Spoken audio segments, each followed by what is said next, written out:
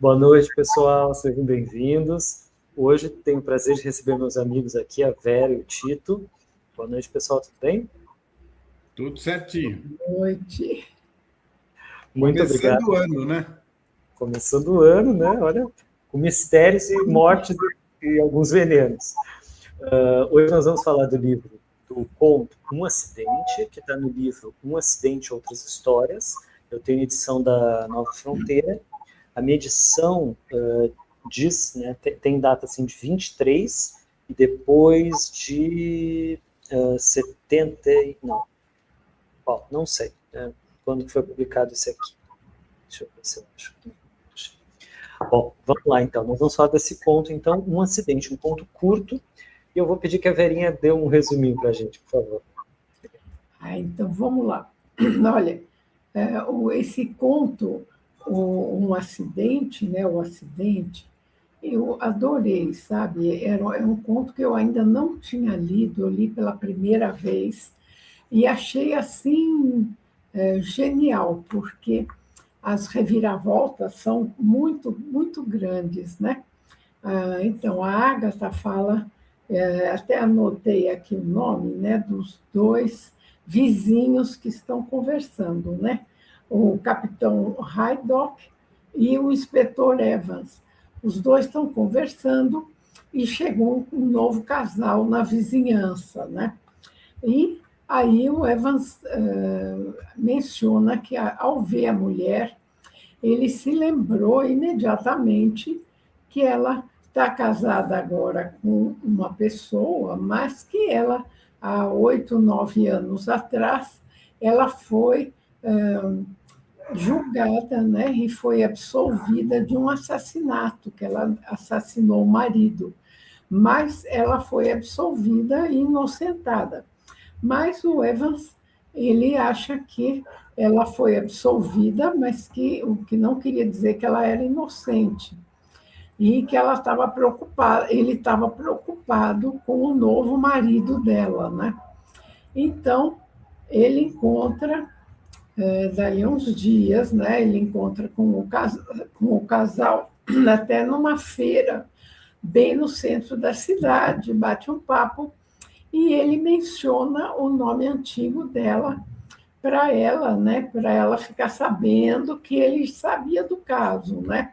Que agora ela usa o nome do novo marido, mas ele lembrava muito bem do antigo marido que faleceu, né? Que morreu envenenado. Aí passa um pouquinho de tempo, ele está de novo e encontra o casal. Aí ela convida ele para ir tomar um chazinho na casa dela. E o marido justamente ele é um químico, né? E ele está lá mexendo no laboratório enquanto ela prepara o chá. E ela diz: a gente gosta de tomar chá nessas tigelinhas, né?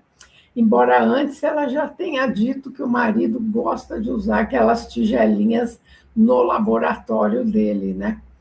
Então ela já deu a dica. E aí ela começa a conversar, serve o chá e coloca uma canequinha no lugar do marido que está no laboratório e vai voltar. Então é aí que se dá uma reviravolta muito grande, né? Porque o inspetor Evans, ele vê aquela canequinha lá no lugar do marido e ele fala: a senhora não quer trocar essa canequinha? Põe a sua lá e pega a dele.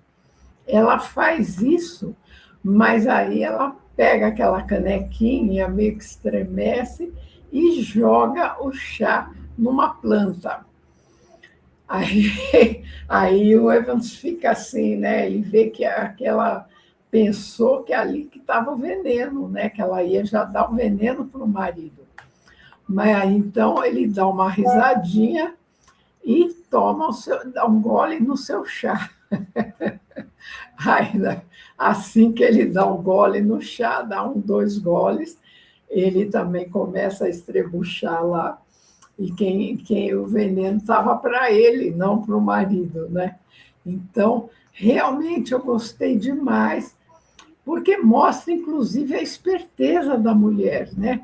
Ela trabalhou direitinho, a Agatha sempre assim, ela, ela faz com que as mulheres assim não sejam aquelas, mesmo na época dela, aquelas senhoras, né, que não sabem nada, que dependem do marido, que são meia tontinhas assim. Ela sempre descreve umas mulheres bastante inteligentes, né, bastante espertas.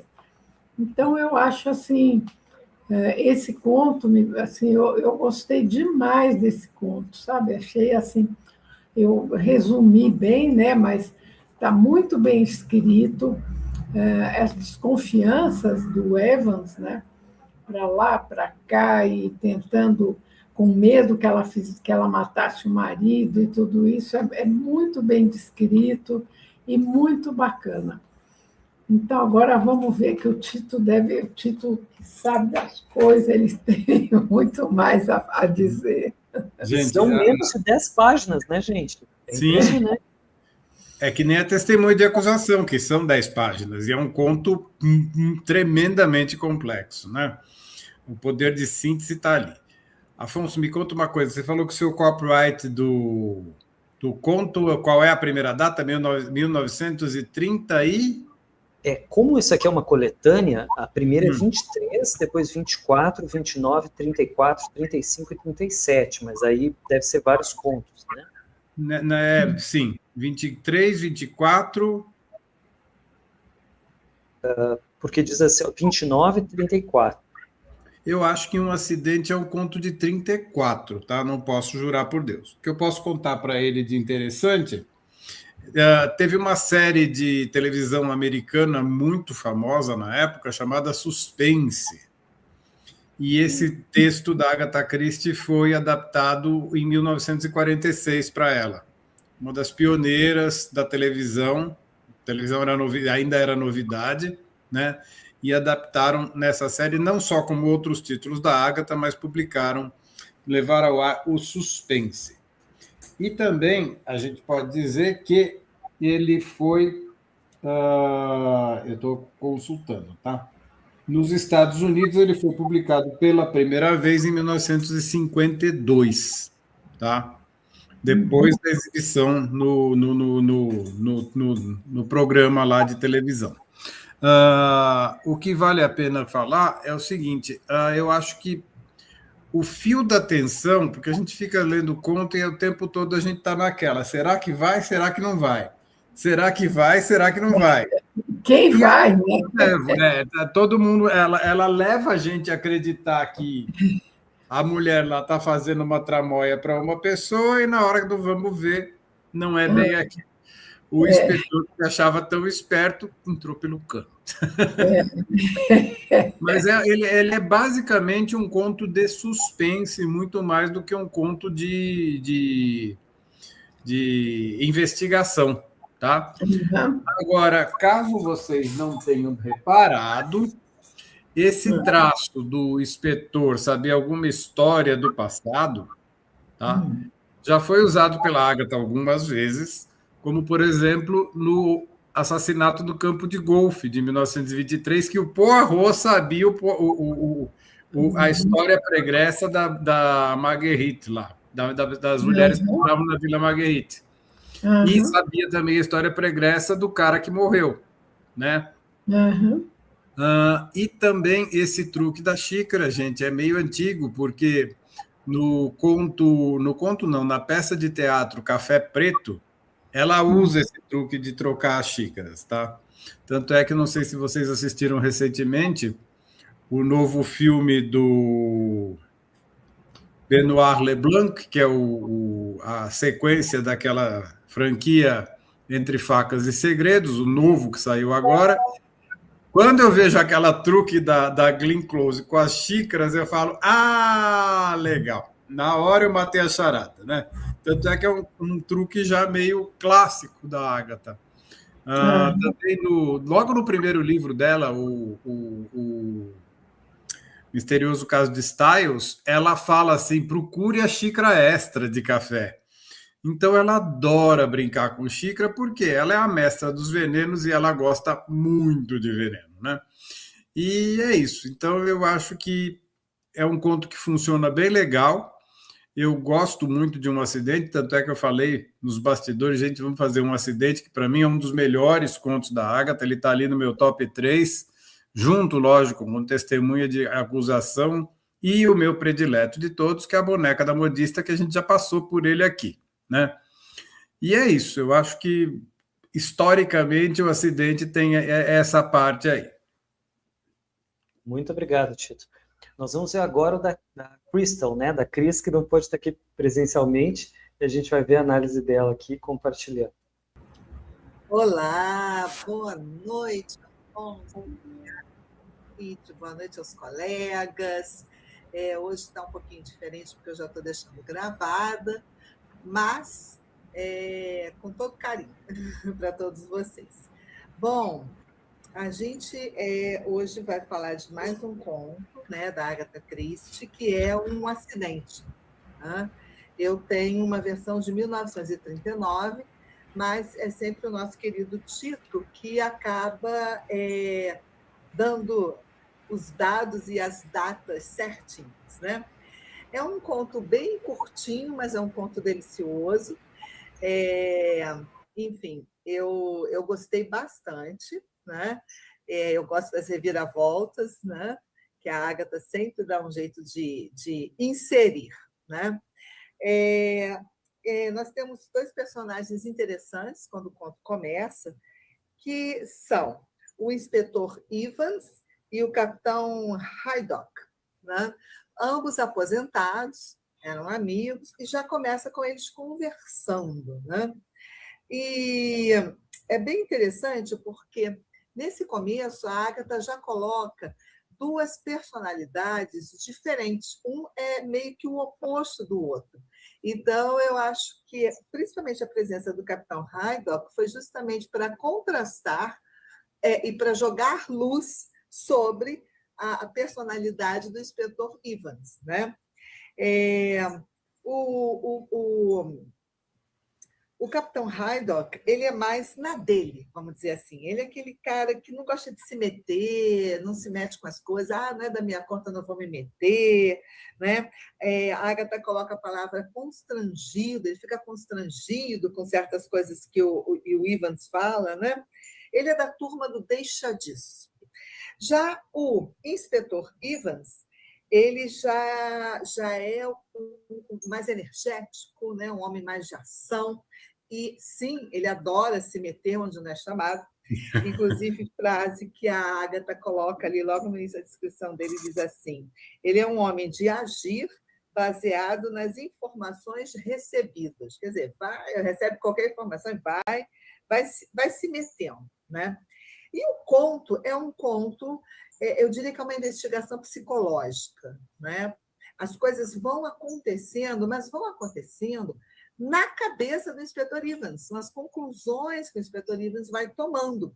Né? É um suspense muito baseado nas conclusões dele. Em relação à mulher, né? A senhora Merrildale, né? Ele a reconhece. Isso provavelmente a Vera já falou, né, no resuminho da história. Então, e ele fica cismado. Né? O que eu acho muito interessante também nessa conversa dos dois. Eu vou retomar essa parte que eu disse que ele fica cismado, mas é que eu queria falar essa parte que eu achei tão interessante. Eles estão conversando sobre testes de laboratório e tal. E aí, o inspetor Evans faz uma analogia entre um teste, exames, enfim, testes mesmo, né, pesquisas laboratoriais com o que seria a investigação. Né? E aí ele fala assim, eu sempre destaco um trecho do conto para ler aqui. E ele diz assim: em nossa profissão, também temos testes para determinar se houve ou não um assassinato. Um deles é pesar os fatos com cuidado e dissecar os resíduos após descontar os preconceitos e a imprecisão habitual das testemunhas. Eu achei sensacional ela fazendo essa comparação, mas, ao mesmo tempo, eu consigo perceber aqui como se a Agatha estivesse nos informando e fazendo um resumo de como ela encara esse processo investigativo e como ela constrói o processo investigativo de vários detetives dela. Eu vejo claramente o Poirot fazendo isso, dissecando os resíduos, né? Descontando as informações que coloca aqui, preconceitos e imprecisões das testemunhas. Vejo o Miss Marple com a sua sagacidade fazendo isso.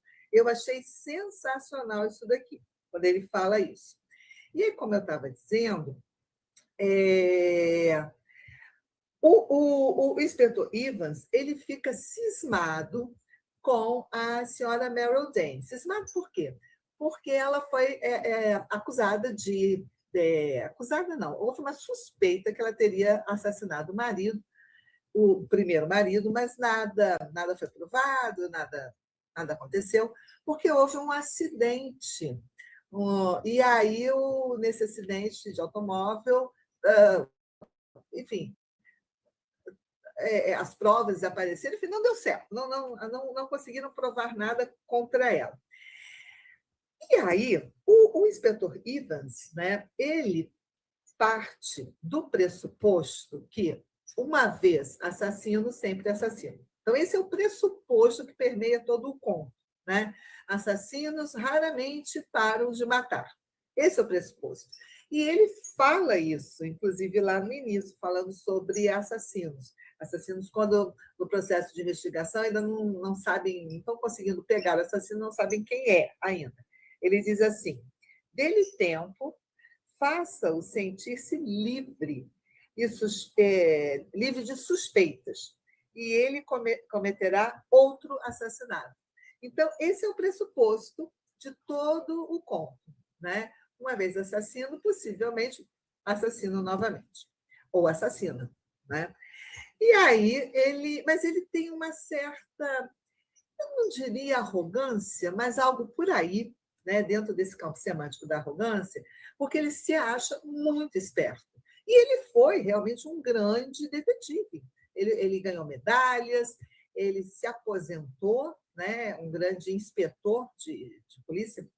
Então, ele tem uma autoconfiança muito grande.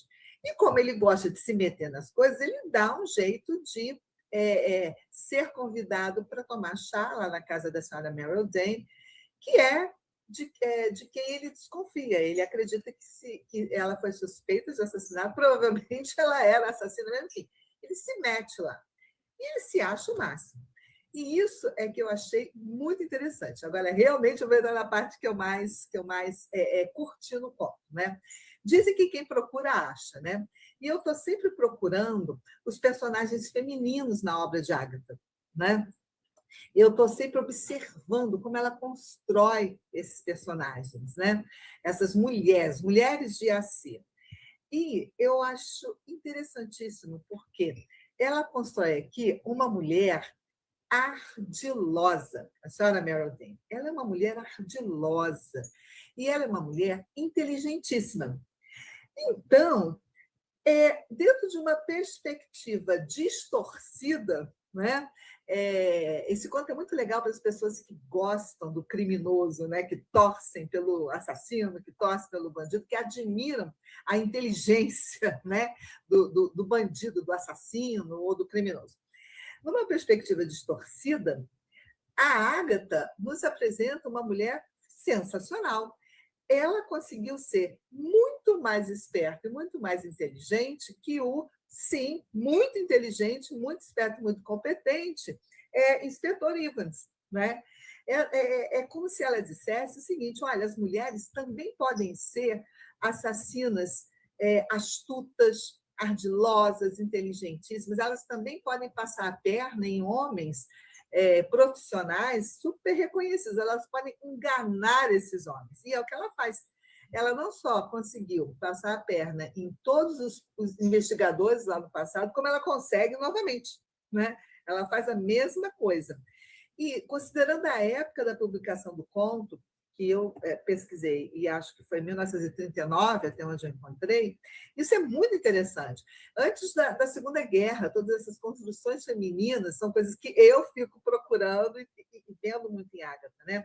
Eu fiz uma pequena pesquisa. Nessa época, a mulher já podia votar lá na Inglaterra desde 1928, mas, cara, era assim, 10 anos antes, né? Elas ganharam o direito ao voto, todo mundo ainda já concordava, né? E ela também podia ser dona de terras, proprietárias de terra. Porém, a expectativa ainda era que as mulheres fossem esposas e mães, né? E ainda havia muito uma construção de um sexo inferior, uma inteligência menor, né? Aquelas pesquisas que fizeram, inclusive, durante a Segunda Guerra também, o cérebro menor, o sei lá o quê, o hormônio, ou os órgãos, enfim, o útero emburrece a mulher, aquelas coisas. E eu acho sensacional que a Ágata, então, nos mostra uma mulher assassina, inteligentíssima, ardilosa, e que enganou assim, o inspetor Evans, super esperto e inteligente, e enganou de uma maneira até, assim, como eu diria, não vou dizer cruel, mas assim, de deixar ele com cara de idiota, né? Porque ele se deu conta que ele foi enganado e já era tarde demais.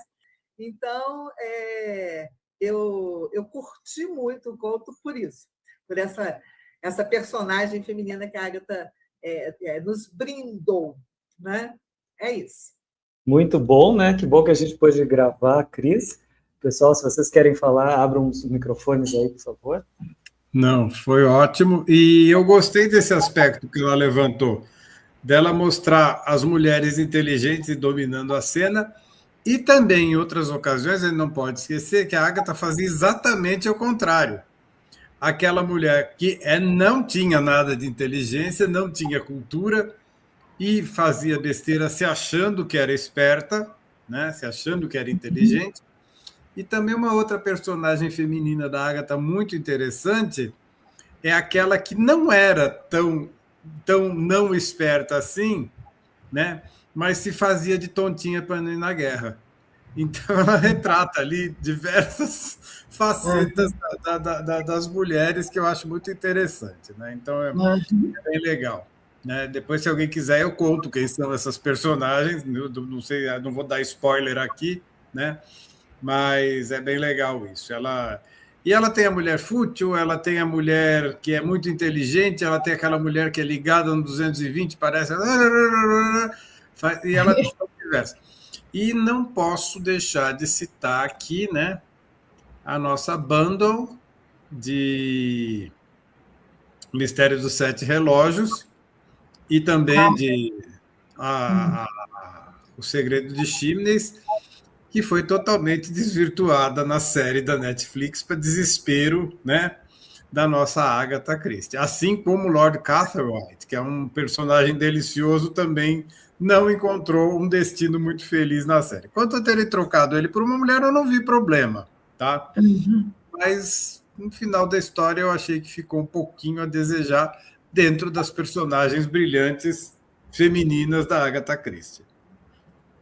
Essa sériezinha assim, que eu até assisti, né, maratonei, que acho que são 3 capítulos, né?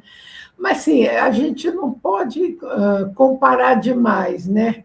Você tem que assistir pensando na série, assim, está bem feita.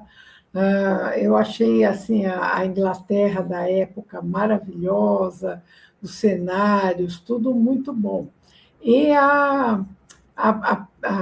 esqueci o nome dela, a personagem principal.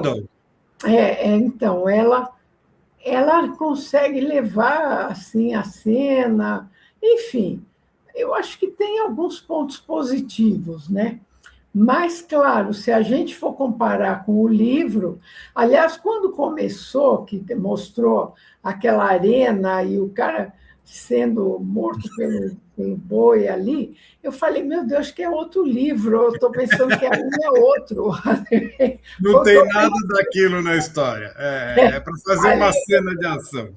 Eu realmente falei, nossa, acho que é outro livro, não é o que eu acabei de ler, que a gente tinha acabado de ler, né? Mas aí depois eu vi que engrenou. Acho que ele fez ali para, né, para no roteiro dar uma ligada em tudo, enfim, né? Mas Mas o que pega para mim, Vera, é a descaracterização, né, e a mudança completa em um personagem que já está consagrado e é um personagem que chama muito a atenção de quem é fã da Agatha, tá? aham, Que é o caso do Lord Catherine. Todo mundo lê os dois livros e se diverte com o Lord Catherine. Ele é uma pessoa deliciosa. No aham, começo, eu achei que a Lady Catherine ia fazer esse papel, né? né, Mas no final não é bem o que acontece, não. Né? Então, é, isso eu não acho legal. Também ah, aquela história da Bundle ter um envolvimento amoroso com o cara que morreu, que no ah, livro não tem nada disso, né? é, E trocarem também o grande vilão da história, que eu achei. Não gosto. aí trocaram, é. E a Bundle também não tinha tido um caso amoroso, né, com o cara Não. que morreu, enfim. Muita coisa foi mudada, né? A gente pensando assim na história desvirtuou muita coisa, mas fizeram uma história razoável, né? E essa Enfim, coisa de ter que subverter, né, para o público se surpreender, mas na verdade muita gente nunca viu, nunca leu, né? Não. Leu, gosta, né? Não sei, tem para coisa. quem nunca leu, tá bom, assim, tá interessante. Agora, se a gente for pensar em toda a parte da Agatha, aí você perde um pouco, né? Mas o começo foi engraçado, porque eu vi aquilo e falei, meu Deus, acho que é aquele outro livro, não é esse. Daí depois entrou na história. Eu ainda não maratonei. Sobre esse de hoje, eu tinha algumas coisas que eu achei interessantes, assim, que eu gostaria de comentar. Uma é essa que a Cris até também levantou, né? Essa questão de subestimar a mulher, né? Que a impressão que dá é isso, que ele, na verdade, na minha cabeça era o que aconteceu, né? Então eu não tive esse impacto, assim, de mudança, né? Como ela propõe. Mas, de qualquer forma, dava para notar que o cara subestimou a mulher, né? Então, é uma coisa assim que, né, que tem a ver com a época também, né, e tal. Eu achei interessante, Vera, essa coisa da cartomante, né? Ah, Que é uma imagem que primeiro traz, né, todo esse imaginário, mas também tem essa coisa assim de, como é que eu vou dizer, quando você relê o conto, ela vai dizer, e breve, muito breve, o senhor estará envolvido numa questão de vida ou morte para alguém, né? Então, quando a gente relê o conto, você vê que foi uma pista, uma brincadeira até com o leitor, né, que a Agatha botou ali, e que você vê como ela tece, né, as coisas assim com muito cuidado. essa parte da cartomante, até eu não mencionei, a Cris também não, mas é bem interessante, porque a cartomante dá uma dica ali, né? Ele vai estar envolvido com uma morte e a gente pensa que ele quer do marido, né? E tu vê, esse é um disparador, né? Porque ele entende o oráculo como se fosse, eu tenho que fazer alguma coisa para salvar o marido, né? E acaba sendo um disparador contra ele mesmo, né? Era ele mesmo, Né? Aquela velha história de entender errado o oráculo. É. Uma parte muito interessante que tem a ver com a imaginação dele, quer dizer, ele vai imaginando, né? Quando ele vê a tal apólice de seguro, que o marido fez um seguro, então ele também já pira, tem aí, né? Aí vai ter. E é tudo imaginação, porque no final a assassina pensa assim, né? Que ninguém vai me separar do homem que eu amo, alguma coisa assim, ó. Ninguém vai separá-la do homem que amava. Então, no fundo, ela não ia matar o marido, né? Pelo menos não agora. Então, você vê que é um jogo também que ela faz, quando aparece essa coisa do seguro, ele já imagina um monte de coisa que no fim não é, né? E lá no início, e são esses detalhes assim que a Agatha coloca, mas que eles estão ajudando a costurar, né? Quando ele olha para o amigo esse que é muito, cada um na sua, né? Muito britânico nesse sentido, assim, ele olha para o cara e não conta nada. Se ele tivesse contado, né? Ele poderia ter sido outro final, né? Mas ele resolve não contar nada, pensando, para esse aí não adianta, porque ele diz que cada um, né? Cada macaco com seu galho e tal. E é justamente isso que leva, né? Mas quer dizer, é um estratagema para o enredo dar certo, mas colocar de uma forma bem natural, de acordo com a personalidade, e não salta aos olhos, né? Só no final que você pensa, puxa, se ele tivesse comentado com o outro, como ele tinha desde o início, teria sido outra coisa. Então, esses detalhes, mas que é uma construção muito minuciosa, né? Muito detalhista, assim, É uma construção assim super bacana, né? Porque vai dando essas pequenas dicas, né? A cartomante, a apólice de seguro de vida. E ele achou, ele vai mais um, né? Mais um marido que vai dançar. E a petulância dele, né? De querer deixar. Ela vai parar porque eu avisei, né? Mas, quer dizer, como se ele fosse imortal, né? Ninguém pudesse atingir ele. Interessante isso. A peça de teatro da Agatha, Love for a Stranger, também vai explorar essa veia, só que de um lado meio que diferente, tá? O poder da sugestão psicológica da mulher quando ela se topa com um cara muito perigoso, mas que não tem a força mental que ela tem. E é uma coisa bem interessante. Se eu não me engano, eu não vou agora jurar por Deus que eu faço confusão com essa peça, mas eu acho que ela é baseada no Philomel Cottage, que no Brasil saiu como Chalé do Rouxinol. Tá? Talvez, eu confundo muito os dois, porque tem um que é o cara que é o inspetor que oferece a casa para elas molarem, e no final tem um final romântico, e a Love for a Stranger não tem um final romântico, ela é até bem estranha, né? Depois eu acho que eu posso pesquisar qual é certinho, que eu me atrapalho entre os dois, é muito parecido, Philomel Cottage e Chalé do Rouxinol. Eu posso dar uma procurada e talvez fosse um conto interessante para a gente explorar, porque ela tem ali um final psicológico muito bom, ou até, não sei se é do escopo da gente, ler o roteiro da peça de teatro, porque é muito boa essa peça, muito boa mesmo. Olha que delícia, né? E essas coisas, né, da psicologia mesmo, que a gente sempre fala, né, que ela observa. E essa personagem tem uma coisa interessante, que é isso, ela cria bons álibis também, né? Então, tudo é um acidente, né? E no final, a última frase é justamente essa. Ela chama o marido, George, vem aqui, receio que tenha acontecido um acidente. Pobre Sr. Evans, né? Porque ela tinha comentado, puxa, você usa essas vasilhas aí para fazer suas químicas, né? Então, quer dizer, ela já plantou, né? Preparando tudo, né? Inclusive isso, né? Meu marido acaba com um acidente, ainda ia pôr a culpa no marido, que ele que usou a vasilha lá. E o mais divertido de tudo é que no final fica uma dúvida. Pode ter sido um acidente. Pode ter sido, quem vai saber, né? Enfim, o jogo assim de xadrez que o cara perdeu, né? Literalmente. Perdeu a cabeça. Né? Bom, pessoal, mais um conto maravilhoso, super divertido. Muito obrigado por compartilhar aí conosco. Vera, muito obrigado. Tito, muito obrigado. E a Cris também. Tá. Fora.